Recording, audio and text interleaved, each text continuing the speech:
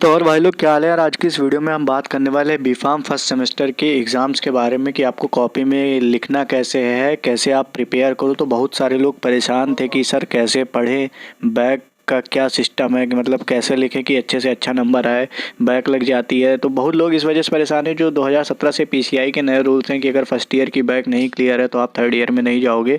तो उन सब चीज़ों के बारे में ना सोचते हुए अभी आपको जो ज़रूरी है, आपको अपने पेपर के बारे में सोचना चाहिए। जितना हो सके उतना अच्छे से करो। और कॉपी लिखने से जब आपको पेपर मिले तो कम से कम आपको इतना आना चाहिए कि हर क्वेश्चन से रिलेटेड आपको कुछ ना कुछ तो आता ही। मतलब अगर एग्जैक्ट आंसर नहीं पता है बट उसको अटैम्प्ट करने के लिए और उस क्वेश्चन से रिलेटेड कुछ ना कुछ लिखने के लिए और कुछ अच्छा लिखने के लिए आपको आपको आइडिया होना चाहिए। मतलब इतना तो पढ़ ही लो कम से कम। तो होता क्या है कि बहुत सारे लोग मतलब बैक के बारे में इतना सोच लेते हैं तो पढ़ा उस प्रेशर में पैनिक हो जाते हैं, पढ़ाई नहीं कर पाते। तो ऐसे मतलब किसी की बैक लगती नहीं है, बहुत ही ईजिली सारे सेमेस्टर्स निकलते हैं। बट आपको थोड़ा सा स्मार्टली पढ़ना पड़ेगा, सारी चीज़ों को थोड़े अच्छे से करो। ऐसा नहीं है कि मतलब आपको सारे क्वेश्चंस आते ही हो पेपर में, कि बहुत लोगों को होता है, मतलब मैक्सिमम 90% लोगों को ऐसा ही होता है कि सारे क्वेश्चन सबको नहीं आते हैं सही से।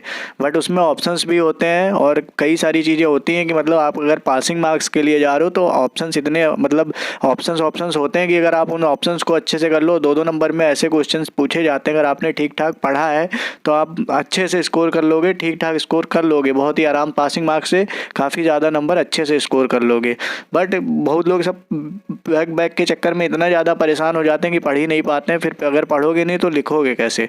तो सबसे मेन एम होना चाहिए कि हर चीज़ के बारे में आपको ब्रीफ आइडिया तो हो ही, हर चीज़ के बारे में आपको पता तो हो ये किस चीज़ से रिलेटेड है, क्या पूछ रहा है। फिर उसके बाद अगर आप कॉपी लिख रहे हो तो पैराग्राफ बिल्कुल ना लिखो पेपर में। अगर पैराग्राफ लिखोगे तो कम नंबर मिलेंगे, चाहे सही लिखा हो। तो कोई भी चीज़ लिखो उसको पॉइंट वाइज लिखो। हेडिंग और सब हेडिंग बहुत ज़्यादा ज़रूरी है। हर क्वेश्चन में जितनी हेडिंग है और उसकी सब हेडिंग पॉसिबल है, जितनी आप जानते हो कोई भी चीज़, जैसे जो मेन चीज़ है उस क्वेश्चन की, उसमें पूछा क्या तो उसको आप हेडिंग की तरह बता के फिर उस आंसर को एक्सप्लेन कर सकते हो, चाहे उसमें हेडिंग हो ना हो। जैसे कोई चीज़ पूछी गई है आपसे, ब्लड क्लॉटिंग के बारे में पूछी गई है तो आपने ब्लड क्लॉटिंग एक हेडिंग डाली, फिर उसके बाद सब हेडिंग डाल सकते हो ब्लड क्लॉटिंग फैक्टर। फिर उसमें आप जो फैक्टर से रिलेटेड आपको जो कुछ भी आता हो, जो कुछ भी आइडिया हो, एग्जांपल ना आता हो तो ब्लड क्लॉटिंग फैक्टर्स होते क्या है एटलीस्ट वो तो लिख ही सकते हो। फिर उसके बाद जैसे आपने एनालिसिस के पेपर में अब आपको रेडॉक्स टाइट्रेशन आता है, मान लो रेडॉक्स टाइट्रेशन क्वेश्चन पूछ लिया और आपको रेडॉक्स टाइट्रेशन एक्चुअली में नहीं आता बट आपको रेडॉक्स रिडक्शन ऑक्सीडेशन के बारे में पता है ना, तो उसमें आप कम से कम इतना तो लिख ही सकते हो कि ऑक्सीडेशन रिएक्शन क्या होती है, रिडक्शन रिएक्शन क्या होती है, फिर कंबाइन जो रिएक्शन होती है, इन रिएक्शन के बेसिस पे जो टाइट्रेशन के एंड पॉइंट डिटरमाइन होते हैं वो रेडॉक्स टाइट्रेशन होते हैं। कम से कम इतना तो लिख सकते हो ना। तो ऐसी चीज़ों को करना, क्वेश्चन कोई भी नहीं छोड़ना है, क्वेश्चन सारे अटेम्प्ट करने हो, भले वो आपको अच्छे से आते हो या आते ही ना हो। तो उस क्वेश्चन से रिलेटेड कुछ भी सोचो और उस क्वेश्चन से रिलेटेड लिखो, उस सब्जेक्ट से रिलेटेड लिखो, क्वेश्चन बिल्कुल ना छोड़ो। और कुछ भी लिखने का मतलब ये नहीं है कि पेपर एनालिसिस का है उसमें एचएपी लिख के चले आए। पेपर एचएपी का है, बोन्स के बारे में पूछा गया, बोन्स के टाइप्स ऑफ बोन्स पूछा गया, तो आपको जितनी टाइप्स की बोन्स पता है, नहीं पता है, जितनी बोन्स पता है आप वही लिख दो। क्वेश्चन को अटेम्प्ट करो, क्वेश्चन से रिलेटेड अगर आपको नहीं आइडिया है तो उस क्वेश्चन से रिलेटेड आपको आपकी ज़िंदगी में अभी तक आप जितना जानते हो सारा कुछ लिख दो आपसे सब्जेक्ट, उस सब्जेक्ट से रिलेटेड।